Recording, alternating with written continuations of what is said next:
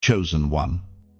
Listen carefully before another thought rushes in, before another distraction steals what heaven is trying to deliver.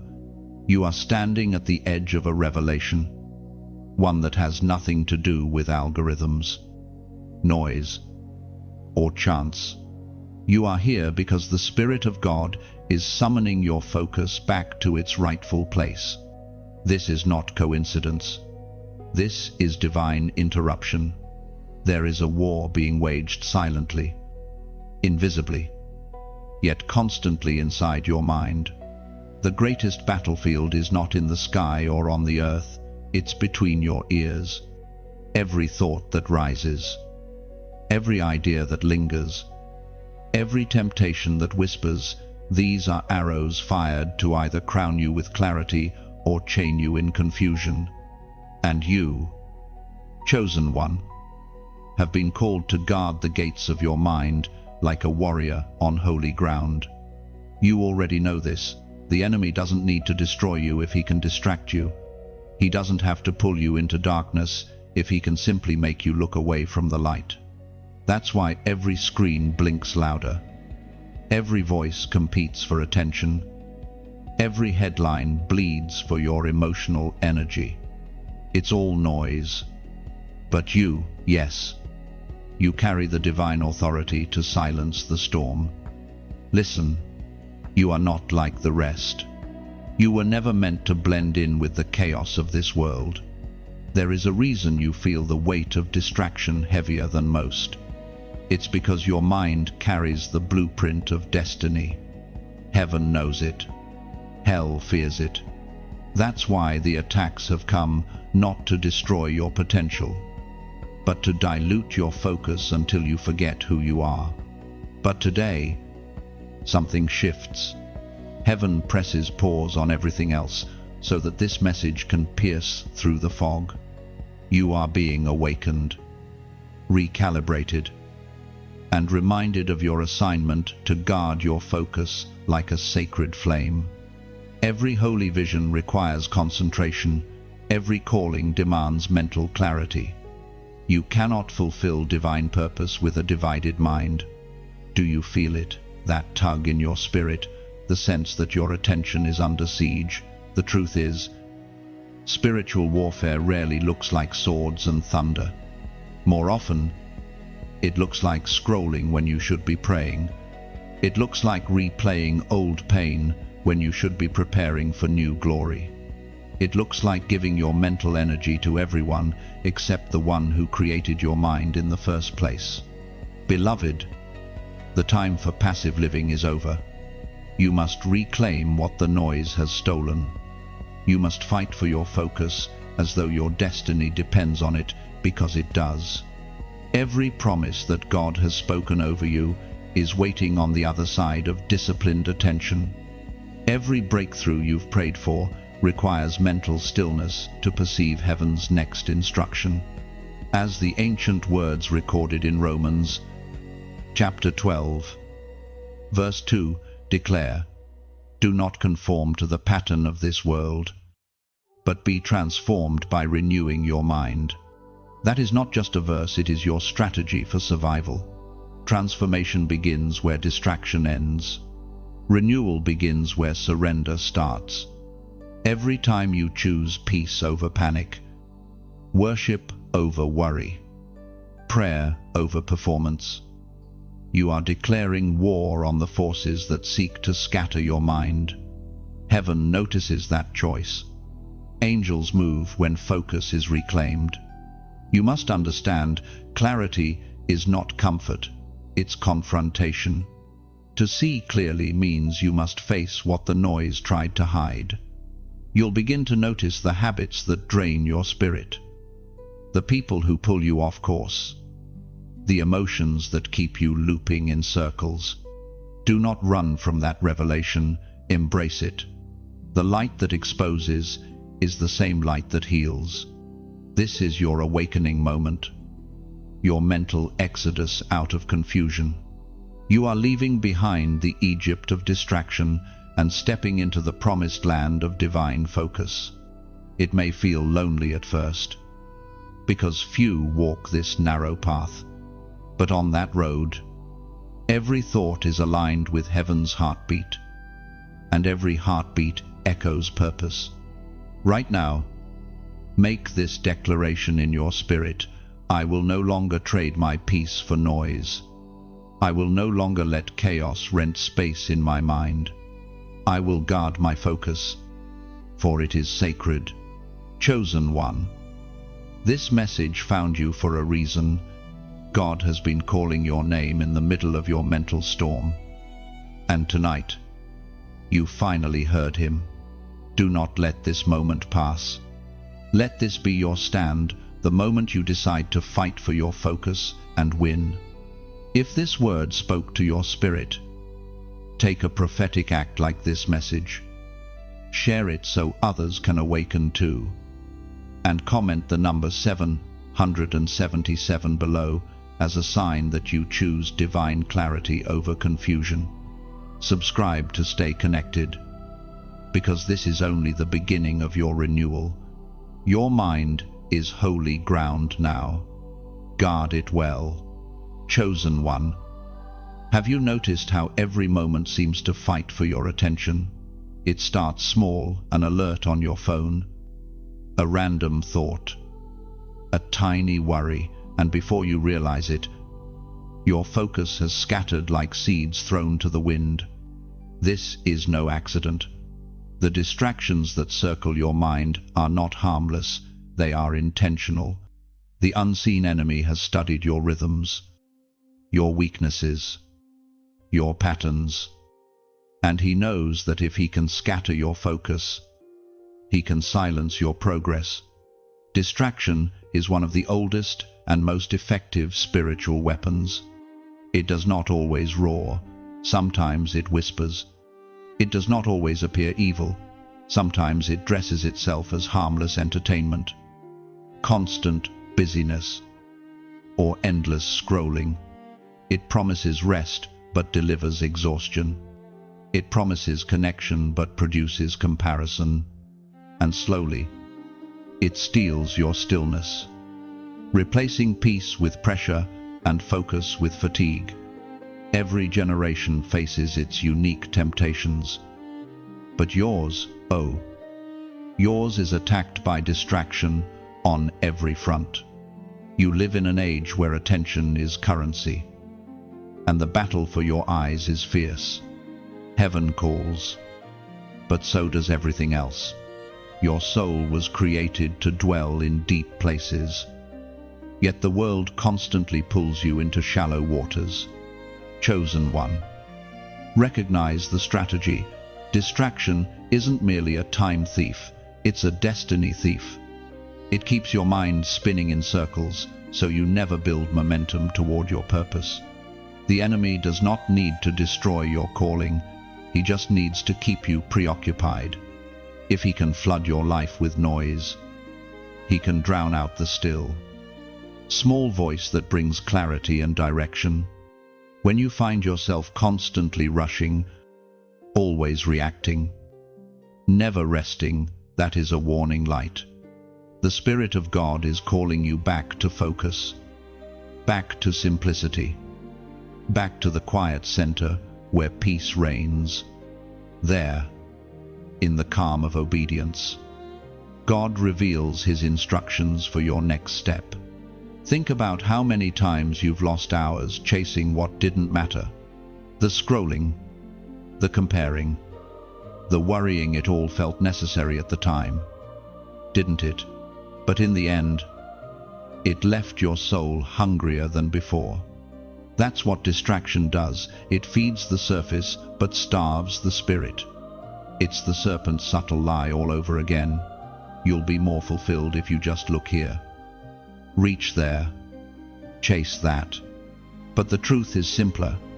Your peace, your power, and your clarity have always been found in stillness and obedience. When your focus returns to God, your whole world begins to realign. It's as if heaven straightens the path that life has twisted.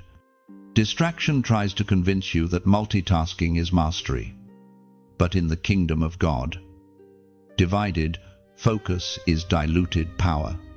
Even Jesus withdrew from the crowds to be alone with the Father.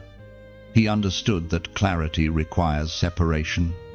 You, too, must learn to step away from the endless noise to hear heaven's whisper again. There will always be something demanding your time, another message, another update, another worry, but you have the right and responsibility to choose what deserves your attention. Not everything urgent is important. The enemy thrives in urgency, but God moves in purpose. And so, when the pull of distraction tugs at you, pause. Ask yourself, is this feeding my spirit or draining it? Is this leading me closer to peace or pulling me into chaos? The answer to that question will expose the spirit behind every distraction. We are reminded through the writings of Paul in Colossians, chapter 3, verse 2, "Set your minds on things above, not on earthly things." These words are not just instruction, they are rescue. They remind you that your focus determines your reality. Whatever you fix your gaze upon will grow in influence over your heart. When you focus on the temporary, you inherit anxiety. When you focus on the eternal, you inherit peace. Look closely. Chosen one. The enemy's real goal is not to tempt you into sin, but to keep you from sight.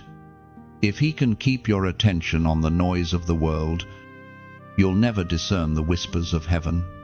He knows that a focused believer is a dangerous believer, one who moves with divine precision. That's why your focus must be guarded like treasure. You cannot let every conversation, every crisis, every click hold your attention hostage. You must learn the holy discipline of saying no, not out of arrogance, but out of alignment. When your yes belongs to God, your no becomes an act of worship. There is a power rising in you, a sharpness, a holy clarity that will make you immovable in a world built on distraction. As you train your mind to dwell on things above, peace will anchor you, wisdom will guide you, and your purpose will regain its pulse. So breathe. Chosen one, recenter your thoughts. Heaven is not asking for perfection, only presence. The moment your mind drifts, bring it back. Each return is victory. Each moment of awareness reclaims stolen ground. The distractions will not stop, but neither will grace. And in that tension, your strength is forged. Chosen one. Lean closer. This is where the deception began. The serpent didn't need to shout, he only needed to whisper. His power was never in strength, but in suggestion. The oldest trick in all creation wasn't violence, it was distraction through distortion. He simply asked, "Did God really say?" And that single question fractured clarity for all of humanity. That same whisper still echoes through time, finding new ways to slip into your mind. It doesn't sound ancient anymore, it sounds modern, logical, even comforting. Maybe God didn't mean it that way. Maybe it's okay to just compromise a little. Maybe you're overthinking what you heard. And in that maybe, your focus begins to fade. The serpent has no new strategies, only recycled lies. His mission has always been to make you question what God already confirmed. He wants to make you doubt your divine instruction, delay your obedience, and dilute your purpose. When you begin to entertain those whispers, you lose sight of what heaven has spoken over you. Understand this. Chosen one, the devil fears your clarity. He trembles when you know who you are and what you were born to do. That's why confusion is his first weapon. He doesn't strike your body first, he clouds your perception. Once your vision blurs, your decisions follow. He knows if he can poison your thoughts, your actions will self-destruct. Look at the garden, the first battlefield of focus. Eve didn't fall because she stopped believing in God. She fell because she stopped believing God's word. She let the serpent rewrite the narrative. And once her focus shifted, her fate did too. That same tactic is at work today. The whispers haven't stopped. They've only become digital, emotional, and internal. You've heard them in moments of exhaustion. You'll never make it. You're too late. You're not chosen. Those are not your thoughts. They are intrusions. Spiritual viruses designed to infect your clarity. You must reject them immediately. Every time you counter a lie with truth, you reclaim another inch of holy territory within your mind. You are not weak for being tempted by doubt. You are human. But you are powerful when you choose truth over deception. The more you dwell in truth, the less room lies have to live in you. That is why Scripture must become your anchor, your unshakable point of reference. It is not just a book, it is your battle map, as was spoken in Genesis, chapter 3, verse 1.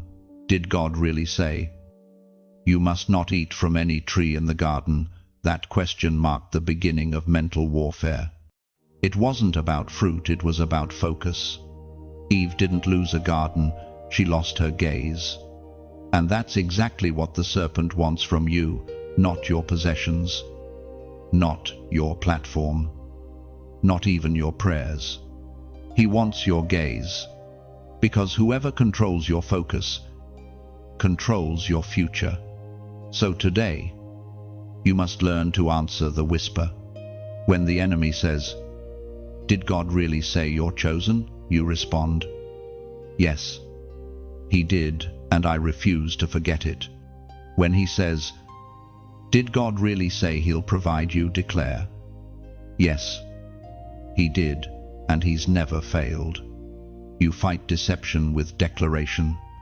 You silence lies with confession. There will be days when the whispers grow louder than your faith, when confusion tries to crawl into your thoughts and nest there. But that is when you must remind yourself that discernment is a discipline, not a feeling. Even when you can't hear God clearly, you can still trust what He already said. You are chosen to see differently, to see past illusion, to pierce through deception, to hold truth like a sword. This is how warriors of light fight, not by shouting, but by seeing. Every time you choose not to engage the serpent's whisper, you're winning. Every time you stop entertaining lies that dress themselves as logic, heaven records your victory. You are not easily swayed anymore. You have grown sharper, stronger, steadier. Guard your focus as you would guard your breath, because without focus, even faith can fade into confusion. And once you lose clarity, even truth can sound like noise. So, the next time the whisper comes, and it will pause, don't argue with it. Don't analyze it. Simply remember who spoke first. God's voice still holds authority. His word still holds power. And no whisper can rewrite what has been written by divine decree. If this truth ignites something inside you, let heaven and hell both know that you are awake. Declare it boldly in the comments below. I stand firm. Write it not as a phrase, but as a vow. When you type those 3 words, you are aligning your spirit with the authority of heaven, refusing to bow to confusion. Let those words be your battle cry today, a sign that the serpent's whisper no longer owns your focus. You are not the doubter, you are the defender of divine truth. And from this moment on, The garden of your mind belongs fully to God again. Chosen one. The fog comes quietly. It doesn't arrive like a storm or a sudden collapse. It seeps in softly, one thought at a time, until you can no longer tell what is real and what is just noise. You don't even realize it's happening at first. You tell yourself you're just tired, just distracted, just busy. But what you're really feeling is spiritual fog, the invisible haze that clouds your discernment and dulls your connection with heaven. The fog doesn't steal your faith outright, it just blurs it. It turns sharp conviction into uncertainty, replaces clear vision with confusion. You begin to question what used to be obvious, to delay what used to be urgent. You find yourself scrolling when you should be seeking, overthinking when you should be trusting. You hear so many voices that you no longer recognize which one is God's. This fog is not random, it is warfare. It is the smokescreen that the enemy throws between you and divine clarity. He knows that if you can't see clearly, you'll settle for comfort instead of calling. You'll stay in motion but never make progress. He doesn't need to destroy you if he can simply disorient you. Recognize it. Chosen one. The endless confusion. The feeling that your mind is racing but getting nowhere, that is not coincidence. It is resistance. The enemy knows how to tangle thoughts into knots until you forget the simplicity of truth. He wraps you in the illusion of productivity so that you are always moving but never advancing. But the fog can be broken. The first weapon against confusion is awareness. Once you name it, you can confront it. When you stop pretending that your mental exhaustion is normal, you begin to reclaim your spiritual authority. Heaven cannot heal what you refuse to acknowledge. You may ask, why would God allow this fog sometimes? It's not that God sent the fog, it's that He allows you to walk through it so that your dependence on Him deepens. In the haze, you stop relying on sight and start walking by faith. You learn to listen more carefully, to trust more deeply, to cling to what He already said rather than what you currently feel. Remember, the Spirit is never the author of confusion. When your thoughts become tangled, you can be sure that you've wandered too far from peace. Confusion always carries the scent of disconnection. It is a symptom that your mind needs recalibration with truth. We are reminded through the sacred writings of 1 Corinthians, chapter 14, verse 33. For God is not the author of confusion, but of peace. Those words are more than comfort. They are diagnosis and cure. They tell you exactly what belongs to God and what doesn't. If peace is absent, so is His direction. If your heart feels chaotic, that's your cue to pause, breathe, and realign. You cannot hear divine instruction when you are tuned to the frequency of fear. Chosen one. The fog wants to convince you that stillness is failure. It whispers, keep moving, keep doing something. But movement without meaning is not progress, it's panic. God is not rushing you, He's refining you. The fog is not a punishment, it's an invitation to slow down until your spirit can see again. You must learn to wait without wandering. When everything around you screams for urgency, heaven often whispers, be still. Stillness is not inactivity, it is inner alignment. It is standing firm in faith when nothing makes sense, trusting that God's clarity will return when the time is right. Do not fear the seasons of uncertainty. Every prophet, every apostle, every chosen vessel has walked through the mist of mystery. Moses saw the burning bush through the smoke of confusion. Elijah heard the whisper only after the earthquake and fire passed. Jesus himself withdrew to lonely places to listen in silence. Clarity often comes on the other side of isolation. When the fog settles thick, pray differently. Instead of asking for immediate understanding, ask for inner peace. Peace is proof that God is present, even when you can't perceive him.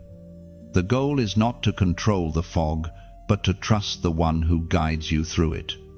Soon, light begins to break through, maybe not in grand revelation, but in small certainties, tiny rays of truth that help you take the next step. You'll start to feel your focus sharpen, your thoughts slow, your heart rest, and in that quiet, you'll realize something sacred. The fog never had power, your fear did. Every time you choose peace over panic, you thin the mist. Every time you open your mouth to speak faith instead of fear, the clouds begin to lift. The more you trust God with what you cannot see, the more clearly you begin to perceive what truly matters. Eventually, you'll look back and see that even the fog had purpose. It humbled you. It trained you to discern the difference between noise and the voice of God. It taught you that clarity is not found in control, but in surrender. So, take heart. Chosen one, the haze that once confused you is clearing. You are learning to walk not by sight, but by revelation. Peace is returning to your spirit, and clarity is becoming your new language. The fog was never meant to blind you, it was meant to build you. Chosen one, you've walked through fog and confusion, through whispers and war zones of the mind. But now, heaven begins to arm you, not with iron or fire, but with awareness. For awareness is the first weapon of the focused soul. You cannot win the battle for your mind if you are unaware of its gates. Every thought that enters, every word you absorb, every emotion you entertain, these are doors, and every door must be guarded. Think of your mind as a magnificent fortress. Its walls are not stone, but thought. Its gates are your eyes and ears, the entrances through which the world pours its influence. What you let in shapes what you become. If you leave the gates unguarded, distraction and deception stroll in as honored guests. But if you stand watch, if you clothe yourself with discernment, then even in chaos, you remain untouchable. The battle for awareness is not loud. It happens in silence, in moments when you choose what to focus on and what to release. Awareness is the armor that turns confusion into clarity. When you wear it, you stop reacting and start reigning. You see through the schemes, the manipulations, the subtle attempts of darkness to steal your attention. You begin to realize that spiritual warfare is not always about external storms, but internal choices. Imagine awareness like a lighthouse on the shore of your thoughts. The waves may crash, the night may deepen, but the light never stops turning. Its beam cuts through deception, guiding you back to truth. Every time you pause before reacting, every time you pray before deciding, that light turns stronger. That is the armor of awareness, the discipline of seeing with the spirit before you respond with the flesh. We are reminded through the writings of Paul in Ephesians, chapter 6, verse 11, put on the full armor of God, so that you can take your stand against the devil's schemes. Chosen one, this is not metaphor alone, it is instruction. To put on the armor is to become intentional about what governs your mind. The belt of truth keeps your thoughts from falling apart. The breastplate of righteousness protects your heart from guilt. The shield of faith blocks every fiery dart of doubt. The helmet of salvation covers your mind with identity. The sword of the Spirit, the Word of God, is your clarity, your command, your counterattack. But armor alone is not enough if you do not know its purpose. Soldiers do not wear armor to impress the battlefield, they wear it to survive it. Awareness must become your daily rhythm.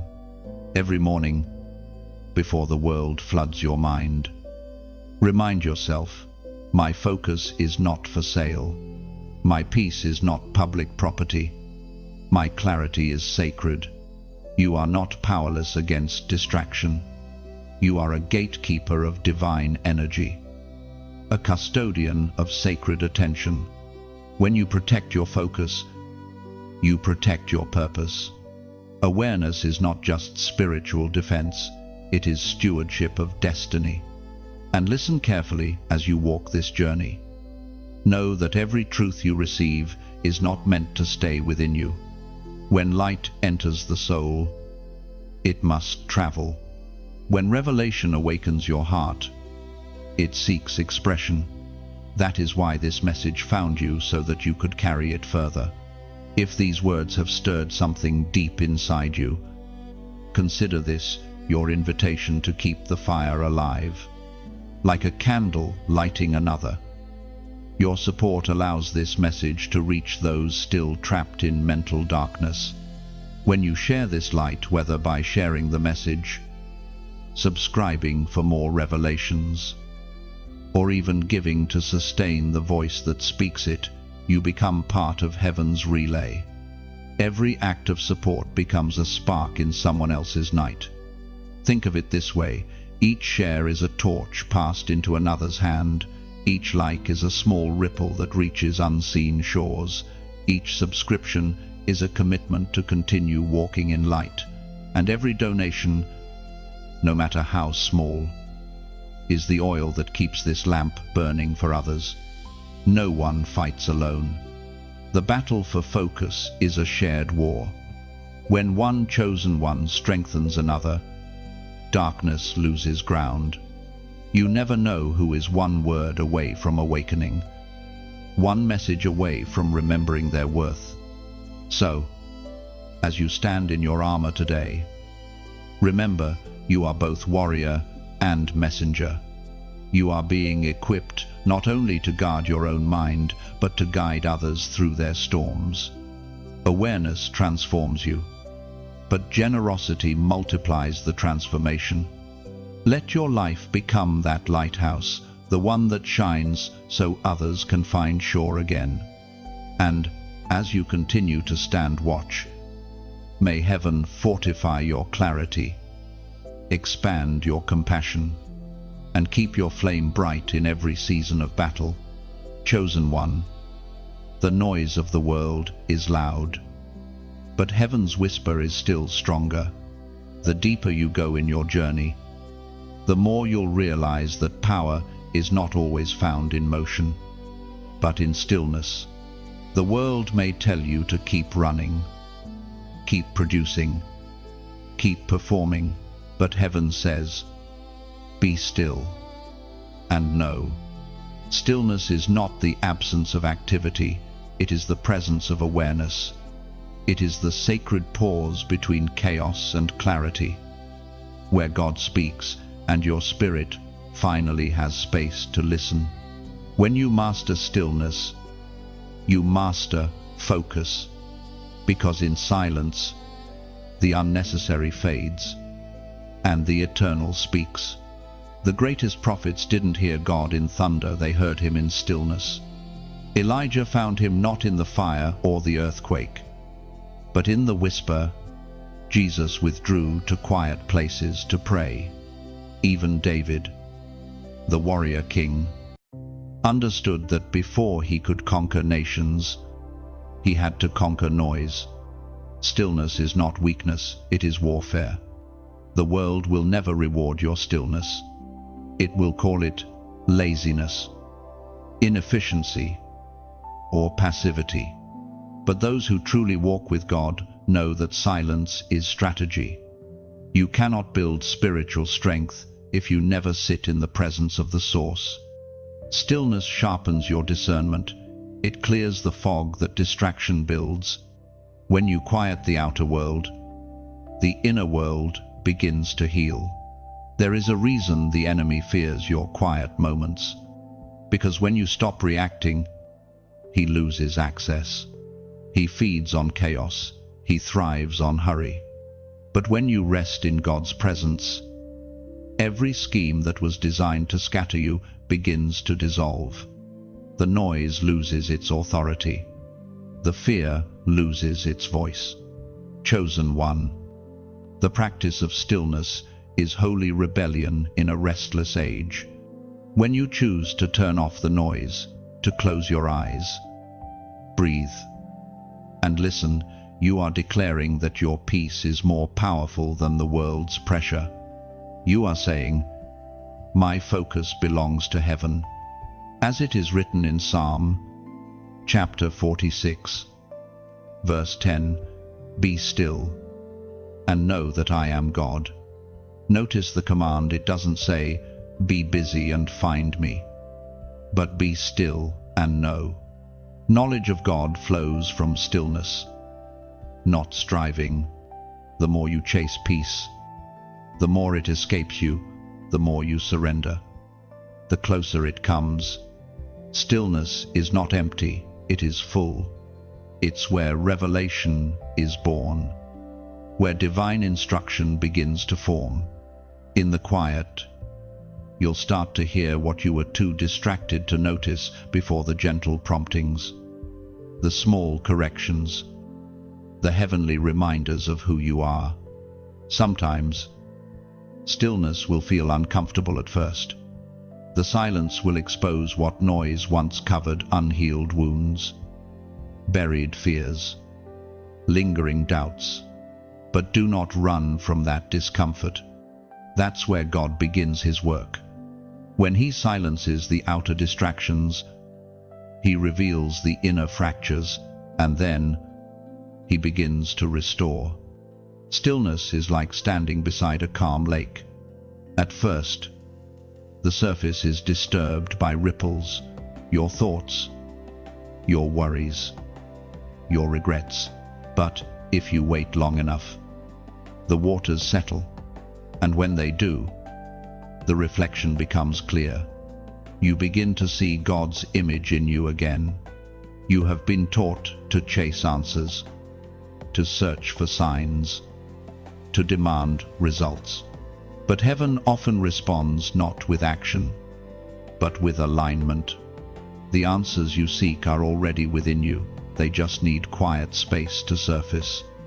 So, when you wake tomorrow, resist the urge to rush. Sit for a moment. Breathe. Invite God into your thoughts before the world enters. Whisper to yourself, "My peace is my weapon," because it is. Peace terrifies darkness. A calm believer is one that the enemy cannot manipulate. Chosen one. Your stillness today becomes your strength tomorrow. When you choose peace in a panicked world, you are not ignoring reality. You are anchoring yourself in a higher one. The storms may rage, but they cannot reach a soul anchored in divine calm. And now, as you read these words, let your spirit settle. Let your heart beat slow. Let your mind unclench. You do not need to figure everything out today. You just need to stay present. Stillness doesn't demand understanding, it simply demands trust. If this message speaks to the quiet corners of your heart, let heaven know that you're ready to guard your peace. Comment the number 444 below, a prophetic sign that you are standing in divine stillness. Aligned with the calm strength of heaven, this number represents balance, foundation, and divine order. When you write it, you are declaring, "My focus is protected, my spirit is steady, my heart is guarded, It is your silent shout into eternity, a reminder that even in a noisy world, you choose to dwell in peace. Be still. Chosen one, the storm cannot outlast your silence. Chosen one, there are moments in life that feel like interruptions, doors that close unexpectedly, plans that crumble, detours that seem to mock your direction. You may call them setbacks, but heaven calls them interventions. When heaven interrupts you, it rarely feels convenient. It feels like delay, disappointment, or even rejection. Yet every divine interruption carries a hidden instruction. You see, God is not only the author of motion but also the master of timing. His purpose does not rush. Sometimes he halts your journey, not to punish you, but to protect what he's building within you. What you interpret as denial is often divine redirection. There are moments when heaven steps in to slow your pace, to strip away distractions that you didn't realize were weakening your focus. You were not created to live on constant momentum. Even divine purpose has pauses, sacred moments of rest and realignment. When heaven interrupts, it is rarely gentle. It tears you away from comfort, from certainty, from everything you thought you needed to move forward. And yet, those interruptions are mercy in disguise. Think of Jonah, the prophet who tried to outrun God's command. The storm that halted his escape was not punishment, it was preservation. The whale that swallowed him was not destruction, it was deliverance. Heaven interrupted Jonah to redirect him back to destiny. The same is true for you. Every time your plans collapse, it's not that God has abandoned you, it's that he's rerouting you. There are divine delays that protect you from premature exposure. You may have been ready outwardly, but heaven saw what your heart was still healing from. Sometimes God pauses your progress because he refuses to let success become your downfall. He knows the weight of the promise. He also knows the strength of your preparation. His love will never allow blessing to arrive where maturity has not yet been built. Chosen one, learn to bless the closed doors. They are not rejection, they are redirection. What feels like loss may actually be the Lord removing what would have weakened your focus. Heaven never wastes interruptions, they are invitations to trust. The apostle reminds us in Proverbs, chapter 19, verse 21, "Many are the plans in a person's heart, but it is the Lord's purpose that prevails." That truth humbles even the strongest hearts. It reminds you that no matter how carefully you plan, heaven holds the final blueprint. And though his detours may confuse you in the moment, they are always drawing you closer to the true path of clarity. Every divine interruption carries two messages: slow down and look again. When your steps are halted, heaven is speaking, perhaps not with words, but with circumstances. The project that failed, the relationship that ended, the opportunity that vanished, all of them are sermons in silence. They remind you that the author of your destiny has the right to edit your story at any moment. There are seasons when God will pull you into solitude. You'll feel the sting of separation, the ache of unfamiliar quiet. But that is where vision matures. In solitude, he prunes what no longer belongs. In stillness, he shapes new strength. In silence, he speaks. The divine interruptions of your life are not evidence of absence, they are proof of intimacy. God interrupts what he intends to improve.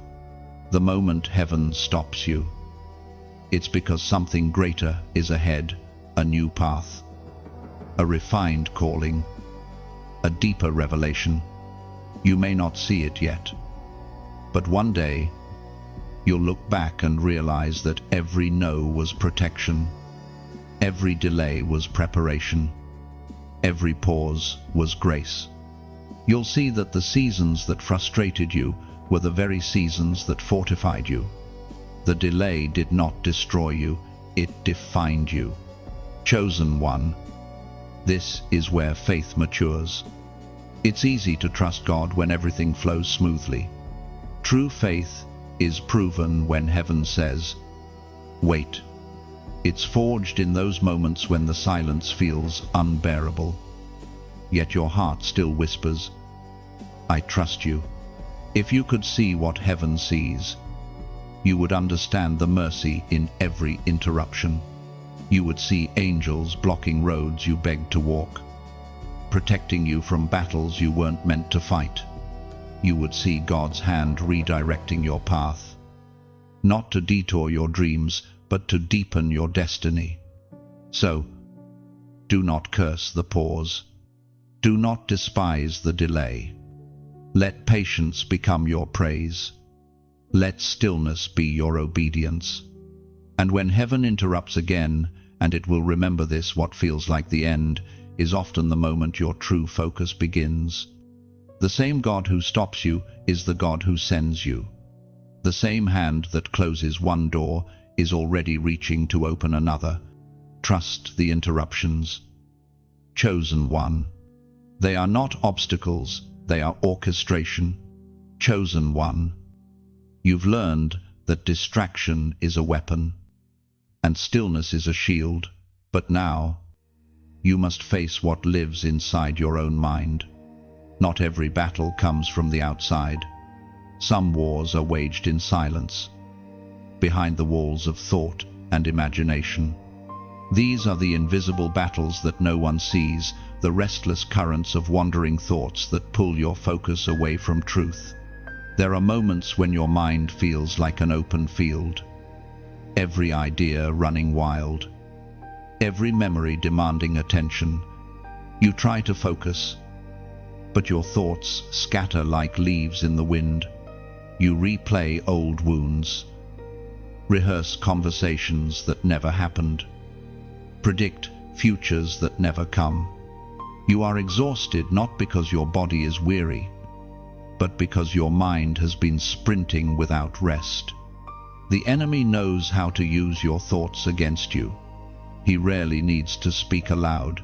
He only needs to whisper ideas that sound like your own voice. Doubt disguised as logic. Fear wrapped in responsibility. Guilt hidden beneath perfectionism. One by one, these intrusions take root and begin to choke your peace. But here is the truth: not every thought belongs to you. Some are divine, some are destructive, and some are simply distractions disguised as daydreams. You must learn to discern the difference, just as a shepherd knows which sheep belong to his flock. You must recognize which thoughts come from your shepherd's voice. Your mind is sacred territory, heaven's canvas. Every idea, every image that lingers too long becomes a brushstroke on your future. That's why the word instructs you to guard it, to take every thought captive before it takes you captive. When you let toxic thoughts dwell freely, they begin to build houses within you. But when you challenge them with truth, they lose their power. We are reminded through the words of Paul in 2 Corinthians chapter 10, verse 5, "Take captive every thought to make it obedient to Christ." This is more than instruction, it is empowerment. You have divine authority over what stays in your mind. You are not a victim of thought. You are the gatekeeper of consciousness. The enemy only wins when you forget that your focus is a weapon. Chosen one. The wandering mind is a symptom of an unguarded gate. The same focus that can build cities of faith can also build prisons of anxiety if left unmanaged. The thoughts you entertain become the emotions you experience, and the emotions you feed become the habits you live by. So pause and look within. What thoughts have you been feeding? Which voices have you allowed to grow louder than peace? Every time you dwell on fear, you water it. Every time you replay pain, you resurrect it. But every time you meditate on truth, peace grows roots that cannot be shaken. The battle for your focus is not won by fighting every thought, it's won by replacing them. You do not argue with lies, you outshine them with truth. You do not silence fear by shouting at it, you quiet it by magnifying faith. When light enters, darkness has no choice but to flee. When thoughts begin to spiral, remember this: not every idea deserves your attention. Some thoughts only exist to drain your energy. You don't need to fix every problem, solve every puzzle, or analyze every emotion. Some things are meant to be surrendered, not solved. Imagine your mind as a temple. Only holy things belong there. Every unholy thought that tries to enter is like a thief climbing the wall. Its goal is to steal your peace. You must decide who gets access. It takes discipline to stop mid-thought and say, "No, this doesn't belong here." But that simple decision changes everything. The wandering mind will resist you at first. It will try to convince you that you're failing every time your focus slips. But God does not condemn the one who struggles. He strengthens the one who keeps returning. Every time you bring your attention back to Him, you win. Even the act of refocusing is a form of worship. So do not be discouraged when the noise returns. It will. But each time you confront it with truth, its power weakens. Every thought you surrender is one less weapon against you. Over time, you'll find that peace begins to linger longer, clarity stays closer, and confusion becomes foreign to your spirit. The mind that once wandered without rest will become still.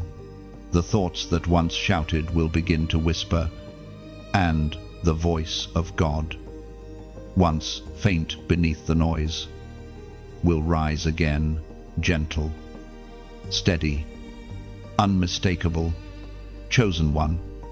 You were never meant to be at war with your own thoughts forever. The battle is temporary, but the peace that comes after is eternal. Guard your mind, not with fear, but with faith. Remember, focus is freedom, and the one who masters his mind walks in unshakable peace. Chosen one. There is a point where understanding must become a vow.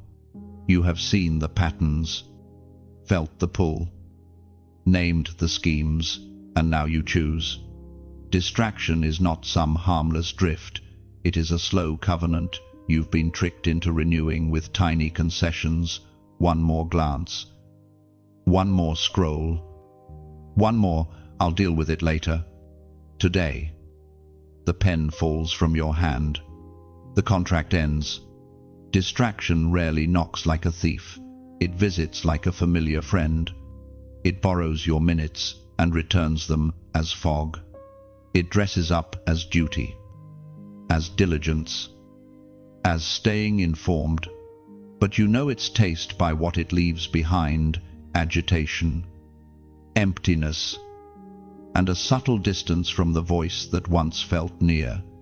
The enemy understands that if he can fracture your focus, he can thin your faith. A divided attention bleeds strength. A steady gaze births authority. So, you decide. You close unpaid tabs in your soul. You refuse replays of conversations that cannot heal you. You place boundaries around the doors of your eyes and the windows of your ears. This is not harshness, it is holiness in motion.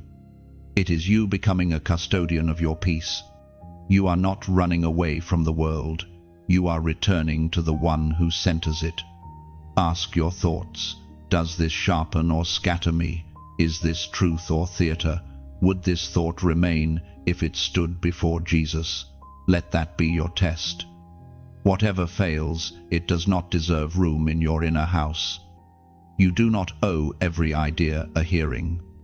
Not every emotion deserves a microphone. Not every urgency is an assignment. Distraction starves when you stop feeding it with fear. It withers when you water your mind with gratitude. It loses its script when you answer with scripture. You do not wrestle chaos into submission. You enthrone peace until chaos bows. And peace comes not as a mood, but as a guard, a posted sentinel over your inner life. The ancient words recorded in Philippians, chapter 4, verse 7, "And the peace of God, which transcends all understanding, will guard your hearts and minds." Let that promise become policy in your life. Peace becomes the bouncer at the door of your thoughts. If a thought can't walk in holding hands with Christ, it doesn't enter. If an image cannot coexist with worship, it's deleted. If a voice cannot stand the light of truth, it is dismissed. This is not legalism. This is liberation. The disciplined mind is not a prison, it is a garden with gates. You are learning to replace instead of repress. When anxiety begins to script scenes you don't want to star in, you rewrite with prayer. When comparison tries to curate a museum of what you lack, you answer with thanksgiving for what God has already placed in your hands. When overthinking builds imaginary trials, you present real petitions to a real judge who rules with mercy. There will be moments you slip, moments when the mind wanders back to familiar cul-de-sacs of worry. Do not count those moments as failure. Count each return as victory. The return is your worship. The refocus is your warfare. Every time you bring your gaze back to God, you shorten the enemy's leash and lengthen your peace. Distraction wants to monopolize your minutes so it can vandalize your mission, but you are not easily moved anymore. You have learned the difference between noise and voice, between urgency and assignment, between sparkle and substance. You are not an echo of your environment. You are an emissary of heaven. Your mind is sovereign territory, and trespassers are escorted out. Now seal it with a declaration. In the comments, write, "Break the pact." Let those 3 words be more than text. Let them be contract termination. You are ending partnership with every pattern that traded your peace for pressure and your presence for performance. When you write it, you are marking this moment in your memory, drawing a line that future you can point back to and say, "There, that's where my focus turned into fire. That's where my thoughts came home." You are not fleeing the battle, you are fortifying the gates. You are not avoiding life, you are aligning it. And as your attention returns to its rightful king, you will notice a holy order, rising breaths slowing, heart steadying, steps sure. This is the atmosphere where instruction becomes clear and obedience becomes natural. Chosen one, your agreement is powerful. Break it with distraction, and watch covenant rise with peace. The guard has taken his post. Your mind is no longer a hallway for wandering shadows. It is a sanctuary where truth lives and clarity reigns. Chosen one. If only you could see the battlefield within you, you would understand how sacred your mind truly is.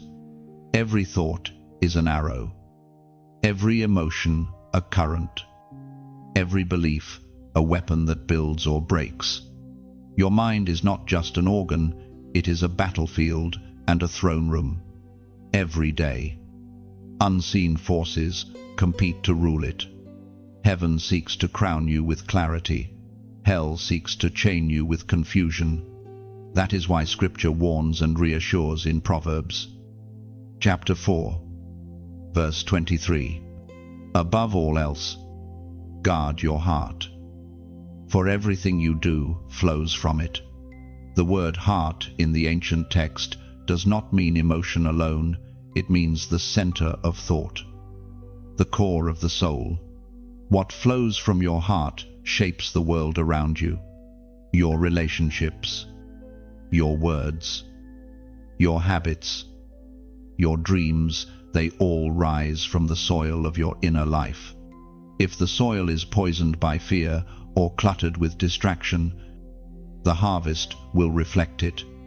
But if the soil is tended by truth and watered with peace, it will produce fruit that endures. Think of your mind as a garden. You are both the gardener and the ground. Seeds fall every day, some from heaven, some from the world, some from wounds you have yet to heal. What you allow to take root determines what grows. Some seeds carry life, others carry decay. You cannot stop every seed from falling, but you can choose which ones you nourish. A guarded heart is not a closed heart. It is one that filters wisely. It knows that not every opinion deserves an answer. Not every problem requires panic, and not every storm deserves your energy. Guarding your heart is not selfish, it is stewardship.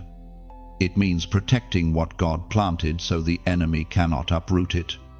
The enemy's goal has always been to sit on the throne of your mind, to occupy the seat that belongs to peace. He cannot create, so he corrupts. He cannot own, so he distracts. He builds lies disguised as logic, doubts disguised as diligence, guilt disguised as humility. But once you recognize the strategy, you can dismantle it. The moment you name the lie, its power dissolves. Chosen one, your mind is a holy fortress. Every time you choose truth, you strengthen its walls. Every time you choose gratitude, you reinforce its gates. Every time you meditate on what is good, noble, and pure, you build a sanctuary where heaven feels at home. When your inner life is aligned with truth, everything else follows. Clarity flows like clean water through a once clogged river. You begin to speak with purpose instead of pressure. You start seeing solutions instead of problems. You stop reacting and start responding from peace. And now, allow me to speak heart to heart. This message, this voice, these words, they are seeds too. Seeds that must continue to be planted, shared, and watered across hearts who need them. Many still walk in mental deserts, unaware that a garden can grow inside them. You can be the gardener who helps another find light. If this message has reached you, if it has met you where noise once ruled, then you know the value of these words. Every time you share this message, you are scattering light into unseen places. Every like is a small echo that tells the algorithm of this world. This truth matters. Every subscription is a decision to stay connected to the stream of encouragement that keeps you anchored in clarity. And yes, every donation, no matter how small, becomes like oil that keeps the lamp burning, fuel that allows more voices to hear what you have now heard. Imagine a lighthouse standing tall in a storm. Its beam pierces darkness not for itself, but for the lost ships that pass near the rocks. When you support that light, you are not paying for illumination, you are participating in rescue. You are keeping the flame alive for souls who may be one message away from hope. These messages are crafted like lanterns, fragile yet bright. Your support, your engagement, your kindness, Your contribution is the steady hand that shields the flame from the wind. Every act of sharing is a ripple that reaches someone you will never meet. Someone whose night is darker than yours once was. Chosen one, your mind is being renewed, and your peace is returning, but this light was never meant for you alone. You are both a receiver and a reflector.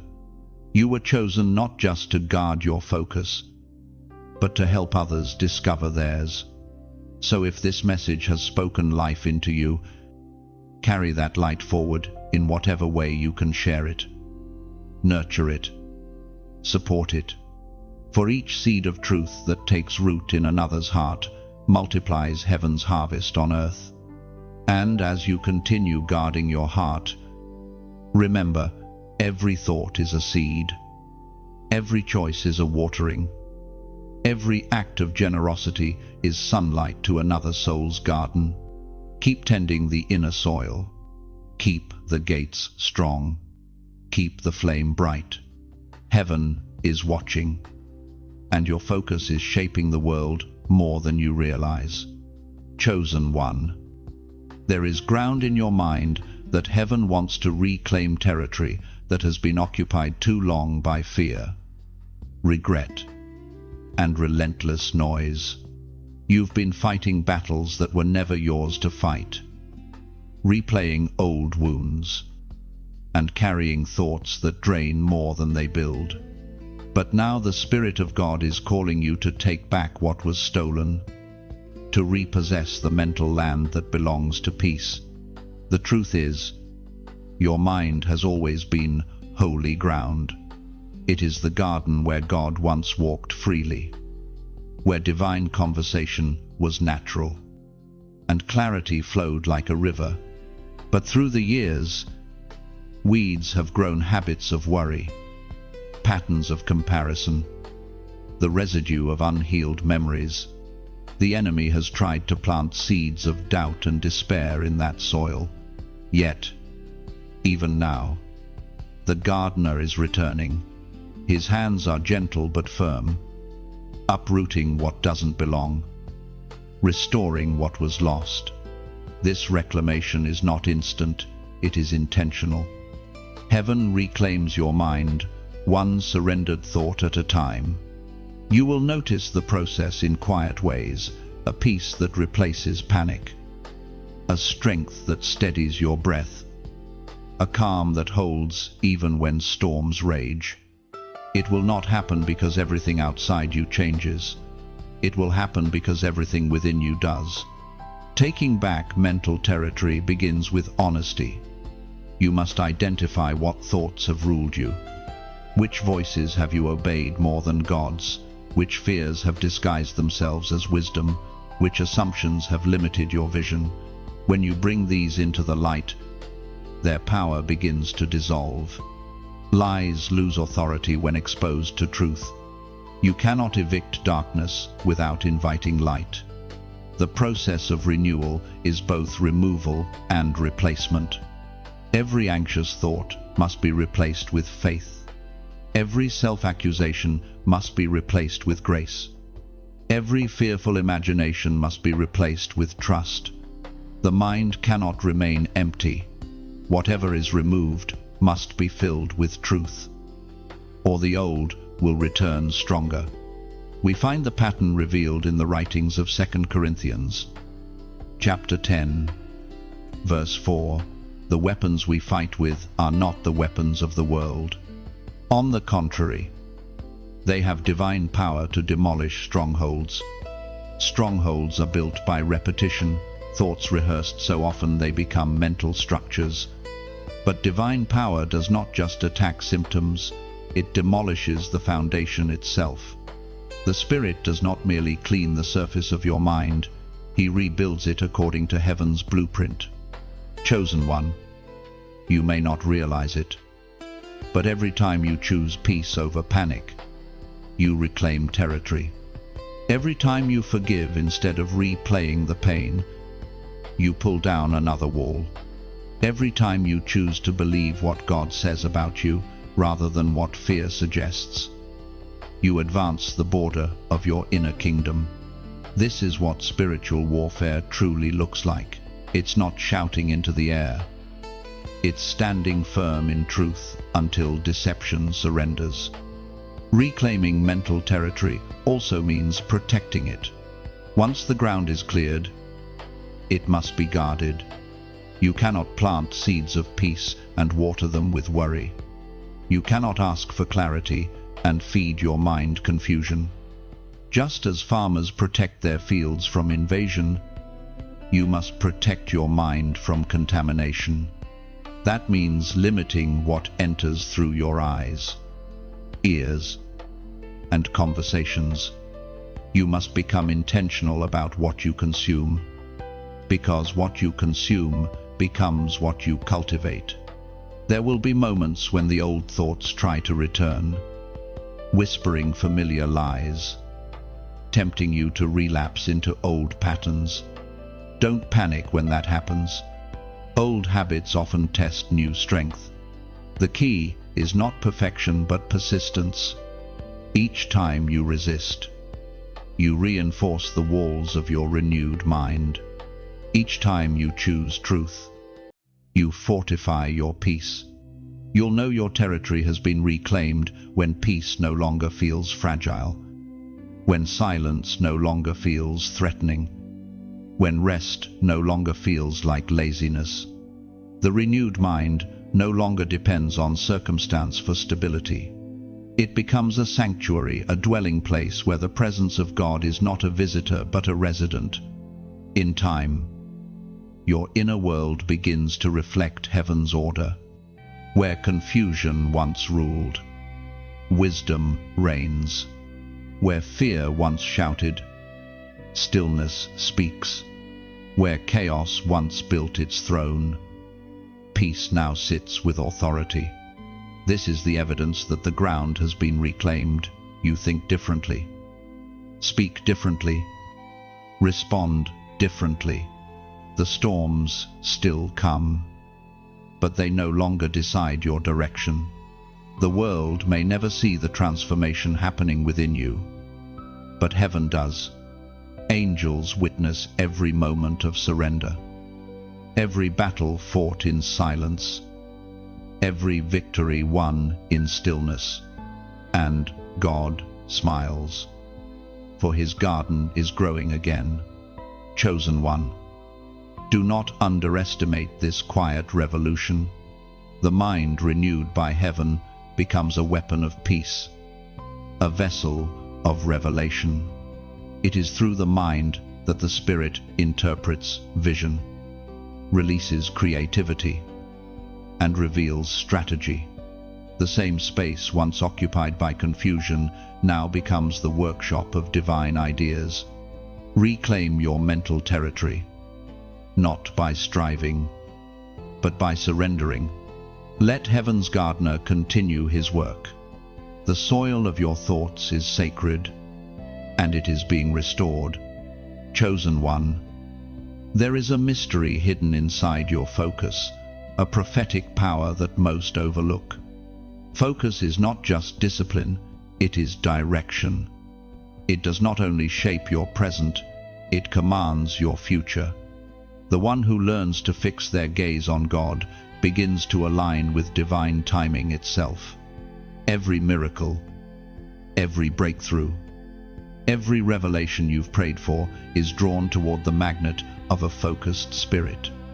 Distraction delays what heaven wants to deliver. Focus accelerates it. The moment you fix your eyes on God's purpose instead of your problems, your atmosphere begins to shift.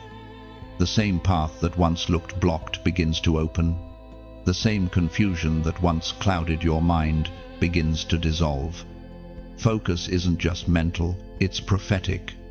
It declares where you are headed before your feet even move. Think of focus as sight through eternity's lens. It's not about seeing what's visible, it's about discerning what's coming. When your focus is set on God, your vision stretches beyond circumstance. You begin to perceive seasons before they arrive, doors before they open, battles before they break. Heaven starts revealing what distraction once hid. You felt this before in moments when peace suddenly filled you, even when nothing had changed around you. That's not coincidence, that's clarity. It's what happens when your inner vision syncs with God's. Focus is faith's eyesight, and clarity is its reward. But focus comes at a cost. The world will constantly demand your attention. It will pull at your emotions, entice your senses, tempt your pride. That's why so few stay consistent. Focus requires sacrifice, the refusal to look where God hasn't asked you to. It means ignoring the noise so you can hear the whisper. It means walking by faith, not by visibility. The greatest prophets, the mightiest apostles, all shared one secret. They fixed their eyes on the unseen. They weren't just aware of heaven's voice, they were locked onto it. Elijah looked beyond the drought and saw the cloud. Daniel looked beyond the lions and saw deliverance. Paul looked beyond chains and saw victory.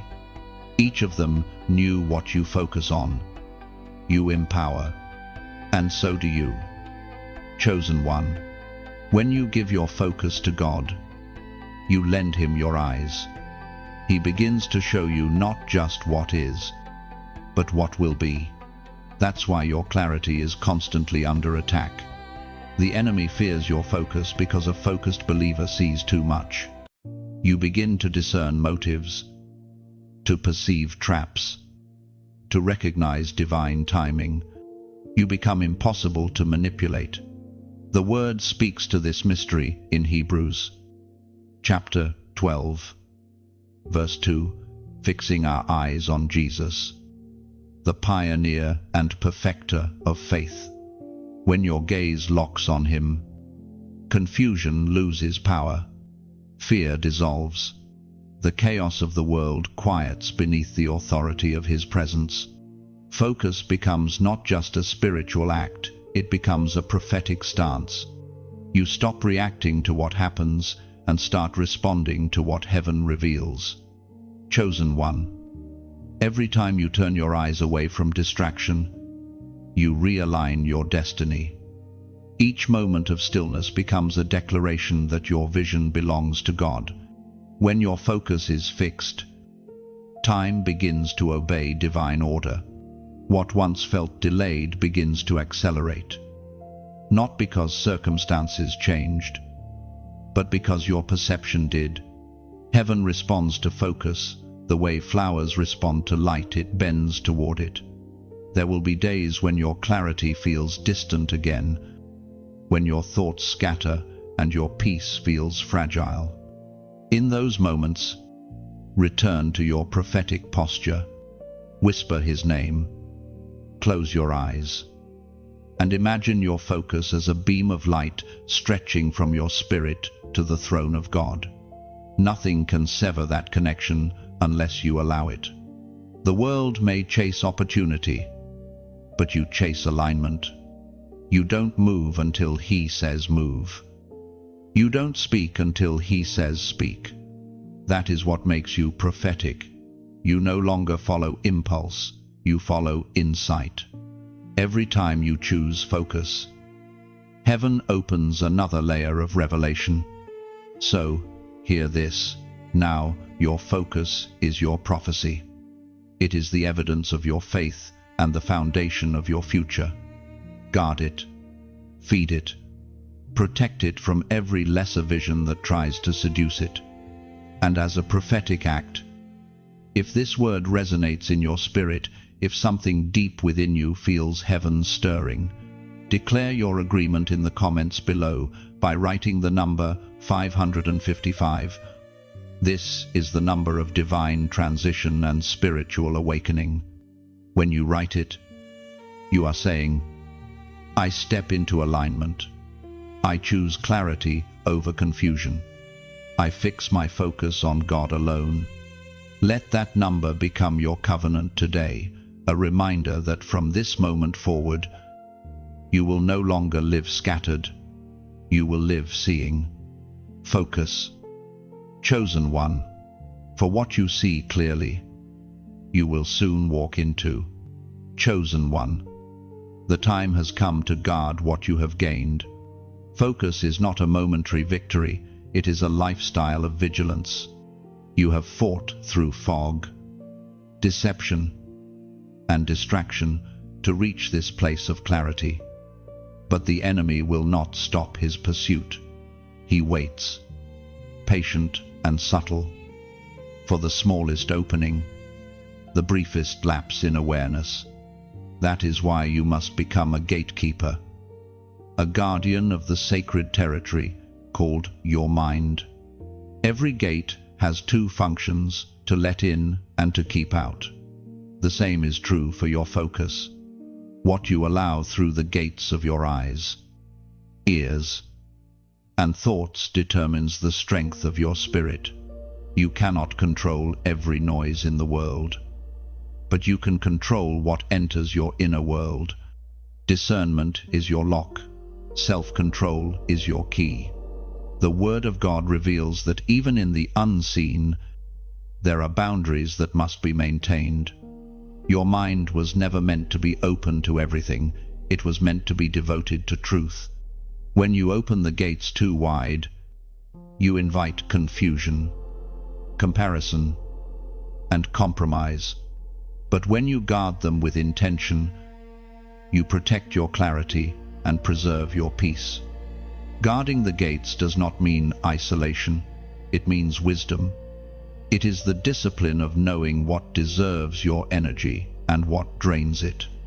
It is understanding that not every voice is worthy of your attention. Not every opportunity is divine. Not every emotion deserves expression. You must learn to weigh what approaches your gates and ask, does this align with heaven's truth? Or does it pull me away from it?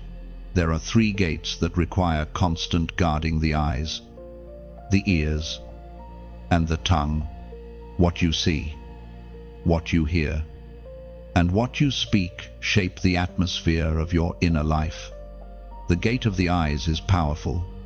What you look at shapes your perception, and perception governs faith. If you constantly fix your gaze on chaos, fear will grow. If you focus on beauty, hope will rise. That's why the psalmist declared, I will set no wicked thing before my eyes. The eyes feed the soul. Whatever they consume becomes the substance of your inner world. Guard them as you would guard a treasure chest. The gate of the ears is equally vital. Faith comes by hearing, but so does fear. The voices you entertain create the tone of your inner conversation. When you constantly absorb negativity, criticism, or complaint, your faith begins to weaken. But when you surround yourself with truth, scripture, worship, godly counsel, you reinforce your spirit. What enters through your ears will either build your peace or break it. And finally, the gate of the tongue. Words are not harmless, they are seeds. Every sentence you speak plants something in the atmosphere. You either sow faith or feed fear, release healing or multiply harm. To guard your tongue is to guard your destiny. You cannot speak carelessly and expect clarity to remain. Your words must align with what heaven has already declared about you. The Apostle Paul warns in Ephesians chapter 4, verse 27, do not give the devil a foothold. A foothold begins small, one unguarded thought, one careless comment, one compromise disguised as comfort. The enemy does not need to break down your walls if you leave the gates open. That is why vigilance is not paranoia, it is protection. Guarding your focus is an act of worship. It says, God, I value what you've given me too much to let anything corrupt it. Chosen one. This is where maturity begins. Spiritual growth is not measured by what you experience in moments of glory, but by how you maintain discipline in moments of distraction. You are being called into a higher form of stewardship, not just of time or talent, but of attention. Attention is your most sacred offering. Where you place it determines what grows in your life. Guarding your gates may require distance from certain people, boundaries around your habits, or silence in places you once spoke. It may feel uncomfortable at first, even lonely. But loneliness is sometimes the sound of purification. God is refining your focus so that He can trust you with greater revelation. When your gates are guarded, your inner world becomes still. Your discernment sharpens. You begin to sense the subtle shifts of the Spirit, to hear whispers that others miss. Peace takes root, and clarity becomes constant. You stop being pulled by every wind of distraction because your foundation is secure. So stand at the gates. Chosen one, do not fear the responsibility. Embrace it. You were never meant to live unguarded. You were meant to live aware, awake, and anchored. The light of your mind is too valuable to be dimmed by the shadows of carelessness. Guard the gates, and you will guard your destiny. For when focus is protected, purpose cannot be stolen. Chosen one, obedience is not a cage, it is clarity. The world often misunderstands it, painting obedience as blind submission, as a loss of freedom or individuality. But in the kingdom of God, obedience is the path where true vision begins. It is not the dimming of your light, it is the alignment of it. When you obey, heaven's current flows through you without resistance, and your steps begin to move in rhythm with divine order. You have learned how focus can be stolen, how distraction can divide, how clarity can be fought for. But now, you must learn that obedience is not a reaction, it's a position. It is choosing to trust even when the outcome is hidden. It is choosing to act when logic says wait, and waiting when your emotions demand action. Obedience sharpens perception. It strips away confusion, because every act of surrender becomes a doorway to greater understanding. The world teaches you to see before believing. Heaven reverses it. You believe, and then you see. That is why obedience feels costly. It asks you to trust the invisible. But every time you choose obedience over comfort, you are declaring that faith is stronger than fear. There are moments when obedience will isolate you.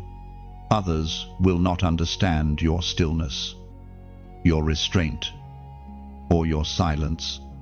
They will call it hesitation, indecision, weakness, but you will know it is reverence.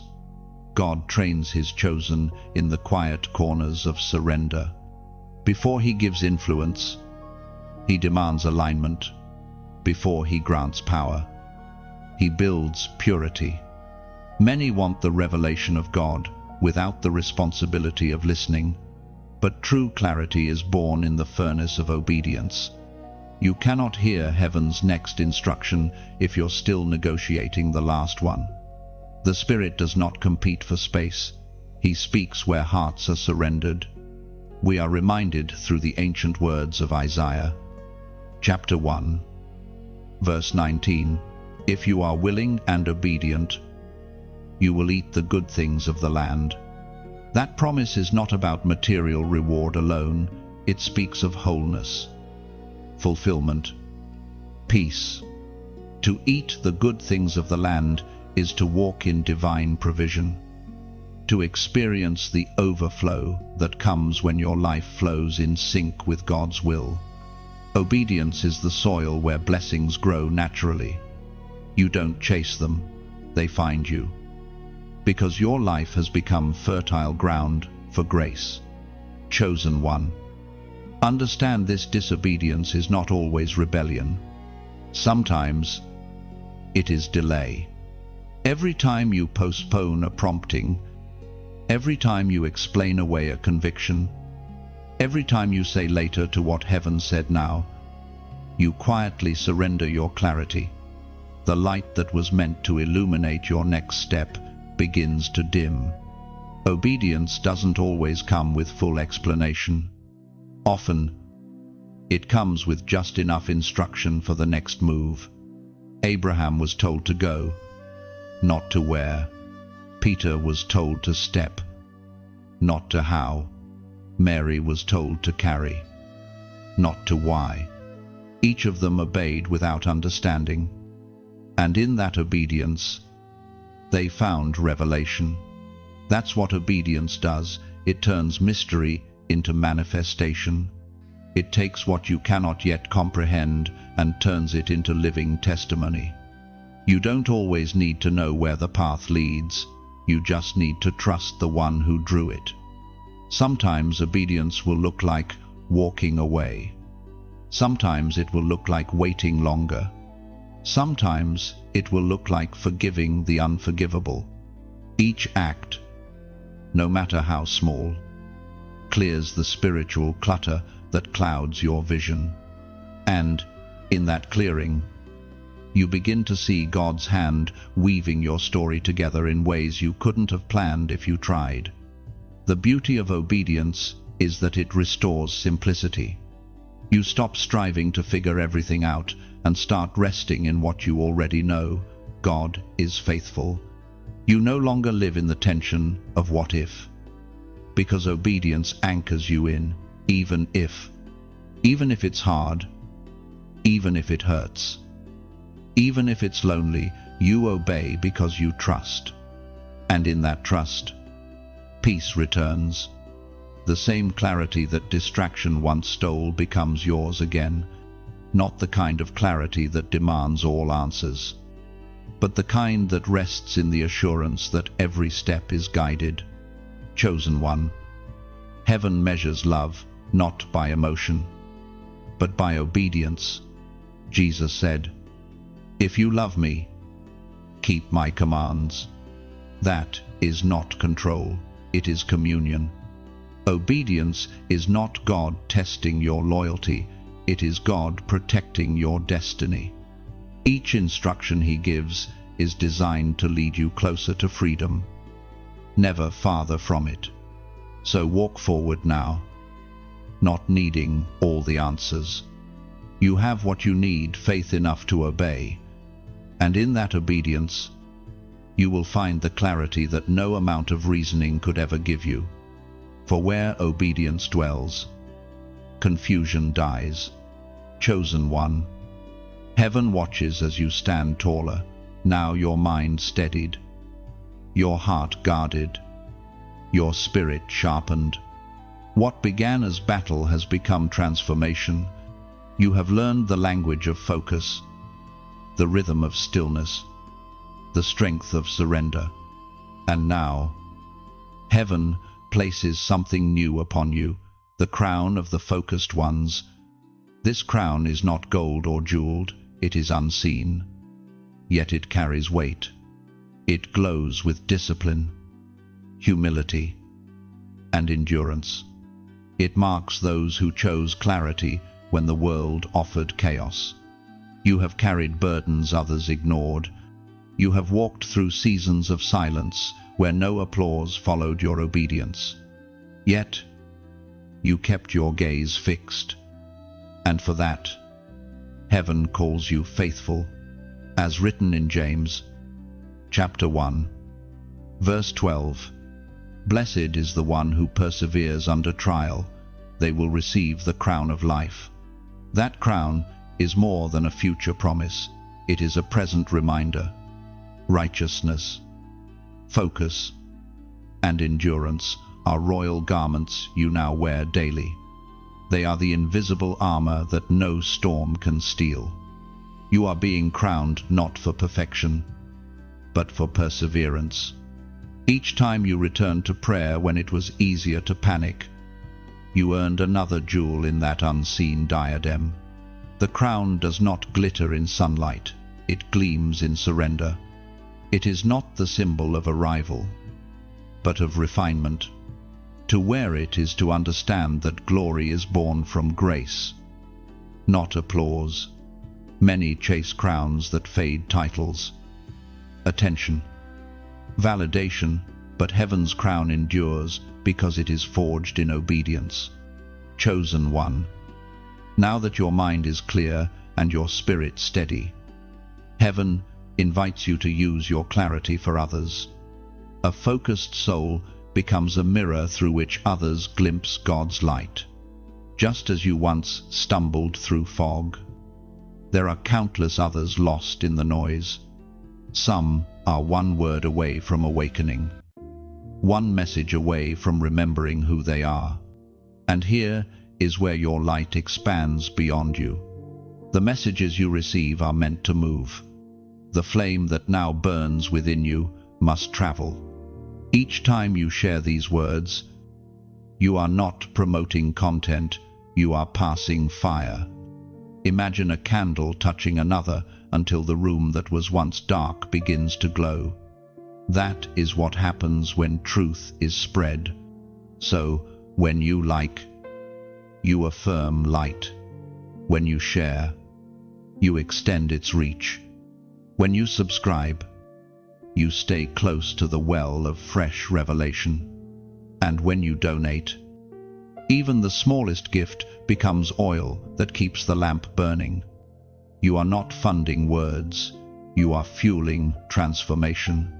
Think of these messages as seeds scattered across the fields of the world. Some land on rocky soil, some in thorns, but others, because of you, find fertile ground. Every act of support is a drop of rain that helps those seeds bloom. Somewhere, a weary heart reads what you have shared and finds peace. Somewhere, a wandering soul catches the light from the flame you helped sustain. Support, in this divine sense, is not transaction, it's participation. You become a co-laborer in heaven's work. It is not about giving to a voice, it's about keeping a vision alive. You are helping build a bridge of clarity for minds still trapped in the flood of distraction. You are saying to the world, here is light, follow it until you see again. Imagine a lighthouse on the edge of a stormy sea. Inside burns a single flame, small but steadfast. Outside, countless ships search for direction. The flame keeper may never meet those sailors, but the light he guards saves them all the same. That is what your engagement does. It keeps the flame steady for the unseen. If this word has found you in a moment of renewal, pause and let gratitude rise.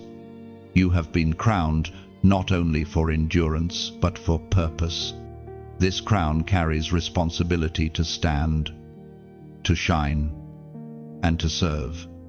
Let your focus now become fuel for others. Leave a comment of reflection below. Share what this crown means to you, what clarity has restored, or what peace feels like after the battle. Your words may be the torch someone else needs to see the path again. Chosen one. The crown you wear today is invisible to the world but radiant to heaven. Carry it with humility. Let its weight remind you that focus is sacred and service is royal.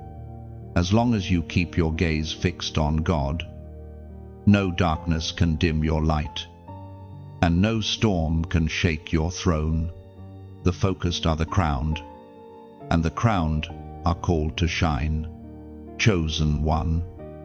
You can feel it, the hum beneath your thoughts, the gentle turning of gears that once were rusted with doubt. This is not mere inspiration, this is revival. Not outside of you, but within you. The mind that once absorbed chaos now begins to generate clarity. the inner weather changes. Storms that once ruled your skies lose jurisdiction. This is the work of heaven, the renewal of your mind until revelation becomes your native language. A revived mind is not a mind that thinks more. It is a mind that thinks differently. It no longer moves by reflex, but by revelation. It does not spend itself on what-ifs. It invests itself in what is true. Slowly, your inner architecture transforms. Rooms once crowded with anxious furniture are cleared, and broad windows let in a light you didn't know was possible. It's not that the world has quieted, it's that the throne inside you is rightly seated. Heaven's strategy flows where resistance loosens. When you stop wrestling the river and learn to float with the current of the Spirit, ideas begin to arrive unmarred by fear. You will notice it in simple moments, solutions appearing where you used to see only problems. Creative sparks landing where fatigue once smoldered. The pressure to figure it out gives way to the permission to receive it now. That is revival, not frenzy, but flow. There is a holy practicality to this renewal. Revived thinking is not daydreaming, it is design. It takes the raw timber of truth and drafts blueprints with it. You begin to sense timing, order, and sequence where you once only saw desire. You know which door to knock on and which one to leave unopened. You recognize assignments by their fragrance, peace. You discern counterfeits by their residue, panic. And then the creativity comes, bold but effortless. Songs form in souls that never called themselves singers. Solutions arise in minds that never noticed they were engineers. Words pour from hearts that once stuttered in fear. This is the signature of a renewed mind. It becomes a conduit. What God wants to do through you begins by what He does in you. The mind is His workshop. You are the craftsman He trains. We are reminded through the Apostles' declaration in 1 Corinthians, chapter 2, verse 16. You have the mind of Christ. Do not treat those words as metaphor. They are mantle. To carry the mind of Christ is to host a consciousness shaped by truth, ruled by peace, propelled by love. It is to think from victory, not toward it, to create from abundance, not from lack, to decide from identity, not insecurity. When this mind is active in you, your inner posture changes. You stop begging doors to open and begin building gates for others to pass through. Revival of the mind also heals pace. You will notice your urgency soften into precision. You will still run, but you will not hurry. You will still labor, but you will not strive. The revived mind knows that fruit comes from connection, not compulsion. You stay near to the vine, and branches appear where your effort once produced exhaustion. Even your rest becomes strategic, charged with revelation, visited by insight while you sleep. Expect resistance at first. Old pathways will call out, promising speed if you return. Anxiety will try to reclaim familiar rooms, but your renewed mind has new laws. Gratitude rewires the circuits. Worship resets the clock. Scripture becomes not just information, but formation scaffolding that holds your new structure while it cures in grace. The more you practice truth, the faster the old scaffolds of fear are dismantled. And marvel at this, the revived mind does not just bless you, it blesses those around you. Atmospheres change when your thinking converts from survival to stewardship. Meetings take on meaning. Conversations gain gravity. You become a well others draw from, not because you memorize answers, but because you host the answer. People will describe it as calm, clarity, insight. Heaven calls it likeness. Guard the current. Protect the practices that keep your inner river pure silence before the day's noise. Scripture before opinion. Prayer before planning. Let curiosity become holy. What are you building in me today? Let courage become normal, what you reveal. I will obey. Let compassion fuel your ideas, so that strategy never outruns love. Soon, you'll notice a holy pattern in sight. Then instruction, clarity. Then courage, favor. Then faithfulness. That cadence is revival's rhythm drumming through your thought life. You no longer force doors, you follow light. You no longer perform, you participate. And as you move, your creativity becomes intercession in motion.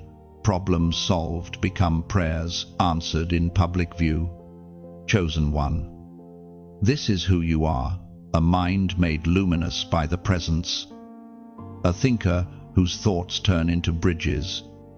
A builder whose blueprints are born in quiet rooms with God. Do not apologize for the brightness. Do not shrink from the breadth. Heaven trusts you with ideas because heaven has taught you how to be still. Walk on. Think new. Create faithful. The revival has begun, and it is thinking through you. Chosen one. The journey of the mind has reached its horizon. You have walked through confusion, through silence, through battles unseen. You have stood on the edge of weariness and chosen stillness instead of surrender. You have learned what many never discover, that the truest war is not outside you but within. And the greatest victory is not conquest, but clarity. There is a kind of peace that cannot be shaken, the peace that comes when your focus aligns with eternity. This is where you now stand. The noise has not disappeared, but it no longer commands you. The shadows still move around you, but they no longer intimidate you. You have become anchored, rooted, unshakable. You no longer chase clarity, you carry it. The eternal focus is not just an act of seeing, it is a state of being. When your thoughts dwell on things eternal, your actions become sacred. The smallest task becomes worship. The quietest breath becomes prayer. You begin to live in rhythm with heaven's heartbeat, to see life not as random moments, but as divine sequence. Every delay has meaning. Every silence has purpose. Every encounter is orchestrated. This is what it means to live with eternal focus. You stop measuring your days by outcomes and begin measuring them by obedience. You no longer ask, "What do I gain from this?" but "What does God reveal through this?" That shift, subtle yet seismic, changes everything. You begin to perceive eternity inside every moment, to feel the weight of glory in ordinary things. You are no longer moved by distractions because you understand their nature. They are temporary. Everything that fights for your attention but does not feed your soul is fleeting, fading, and fragile. Eternal focus teaches you to look past the surface, to discern the unseen currents beneath the visible world. You begin to notice the fingerprints of God in interruptions, the whispers of purpose in pauses, the spark of destiny in disappointment. The eternal focus is not escape, it is engagement at a higher level. You do not ignore the world, you interpret it through the lens of heaven. You no longer live to react, you live to reveal. Every conversation, every thought, every decision becomes an opportunity to reflect the divine mind. You stop living from anxiety and start living from alignment. There will still be storms. Chosen one, The winds will howl and the waters will rise. But you will stand differently now. You have built your focus on rock, not sand. You understand that eternity is not a distant promise, it is a present power.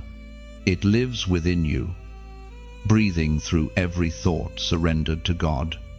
The voice of Scripture still echoes across time in John chapter 1, verse 5. The light shines in the darkness, and the darkness has not overcome it. That light is now within you. It no longer flickers with uncertainty, it burns steady. Darkness cannot overcome what has become one with the source. The same light that hovered over creation now hovers within your mind. It guides you in decisions, steadies you in storms, and whispers truth in silence. You are no longer the seeker of light. You have become the reflection of it.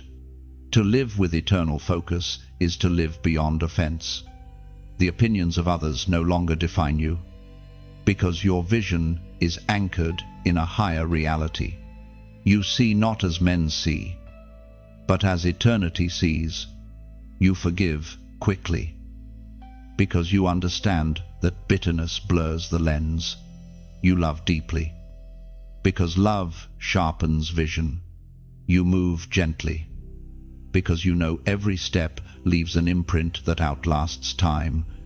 Eternal focus transforms your relationship with time itself.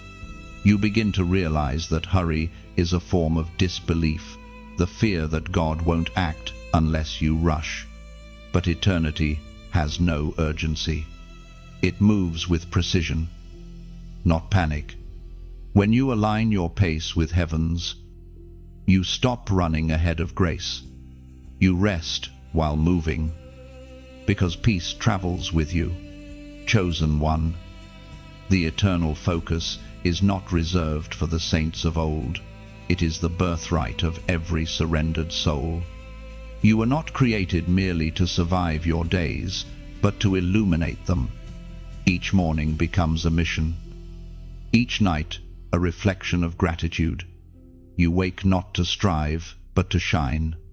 Your mind, once a battlefield, is now a beacon. And as that beacon glows, others will find their way. Some will not understand how you stay calm when the world shakes. Others will wonder why you smile when outcomes delay. But they will feel it, your peace.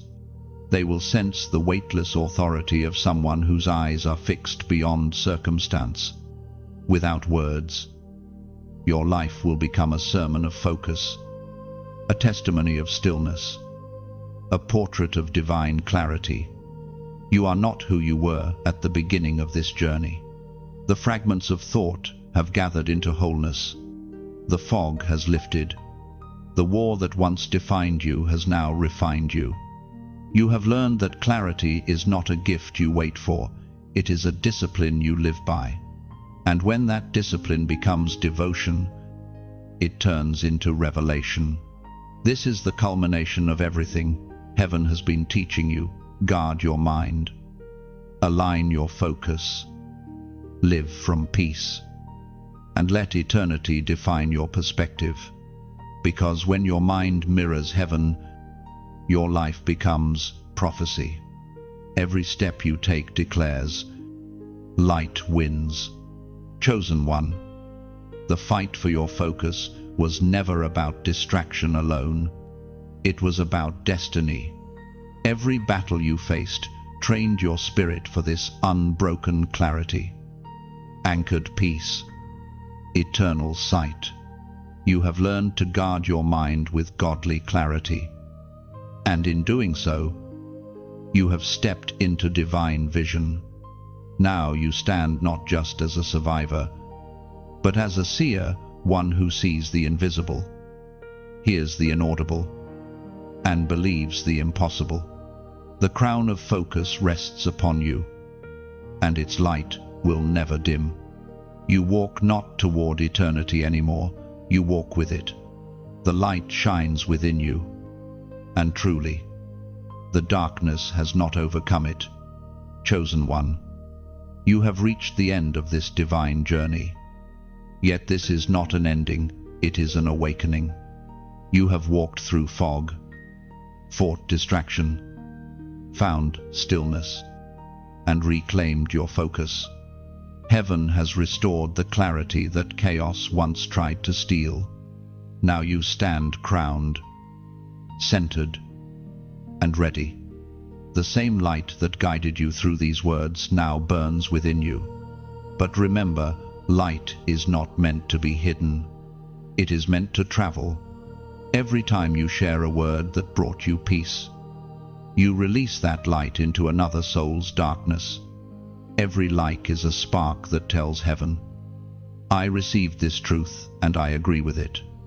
Every comment is a ripple that sends encouragement to someone scrolling in silence, searching for a sign that they are not alone. If this journey spoke to your spirit, write your reflection below. Share a single sentence of what shifted within you, what truth anchored you, or what peace you finally found. Your words may be the bridge between someone's despair and their awakening.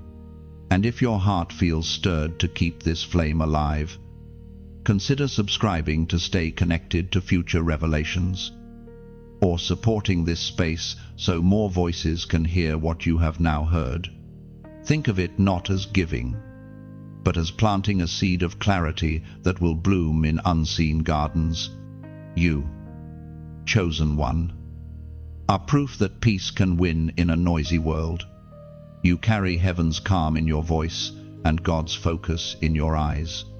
Let your life now become the echo of everything you've received. Go, share the light. The world is waiting to see what clarity looks like when it walks.